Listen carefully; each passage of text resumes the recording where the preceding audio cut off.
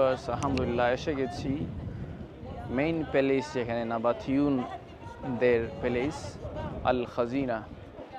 এই সেই আল খাজিনা বেসিক্যালি হযরত ইসমাইল আলাইহিস সালামের বংশ থেকে স্কিপ ডিসেন্ট আসা জাতি নাবাথিউন। তারা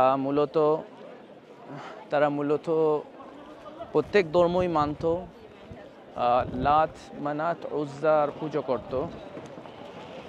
করত এবং তাদের মূর্তিগুলো এখানে উপরিভাগে রয়েছে। 17 সেঞ্চুরির কোনো এক সালে ভূমিকম্পনের ফলে এগুলো ধ্বংস হয়ে যায়। আবার 1812-এ সুইস এক্সপ্লোরার জন উনি এই জায়গাটাকে ডিসকভার করেছেন এবং 1857-এ ওয়ার্ল্ড হেরিটেজ ইউনেস্কোর আন্ডারে এই জায়গাটি আসে। এরপরে আস্তে আস্তে স্টেপ বাই স্টেপ এটাকে সংস্কার করা হয় এবং এই ওয়ার্ল্ড হেরিটেজ স্টেটের মধ্যে থাকার কারণে এই পেত্রা সিটিকে মূলত আম্মান মূল্যায়ন করছে বেশি, এবং এই আম্মানে আসার বেশিরভাগ ট্যুরিস্টদের কারণ হচ্ছে পেত্রা সিটি। এই পেত্রা সিটি হচ্ছে তাদের রাজধানী ছিল, ব্যবসায়ীর মূল কেন্দ্র ছিল এটা। যারা যখনই দামেস্ক বা ভিন্ন ভিন্ন এরিয়াতে যারা ব্যবসার জন্য যাইতেন, তখন এই পেত্রা হয়ে যেতে হতো এবং এখানে তাদেরকে ট্যাক্স দিতে হতো।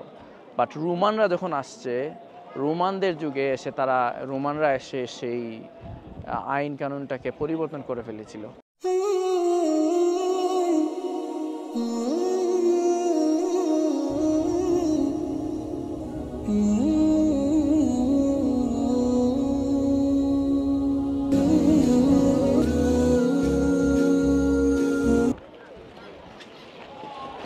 ভিউয়ার্স আলহামদুলিল্লাহ এসে গেছি মেইন প্যালেস, যেখানে নাবাথিউনদের প্যালেস আল খাজিনা। এই সেই আল খাজিনা বেসিক্যালি হযরত ইসমাইল আলাইহিস সালামের বংশ থেকে স্কিপ ডিসেন্ট আসা জাতি নাবাথিউন। তারা মূলত প্রত্যেক ধর্মই মানত, লাত মানাত উজ্জার পুজো করত এবং তাদের মূর্তিগুলো এখানে উপরিভাগে রয়েছে।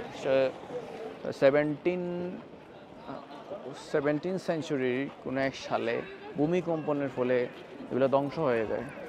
আবার 1812-এ সুইস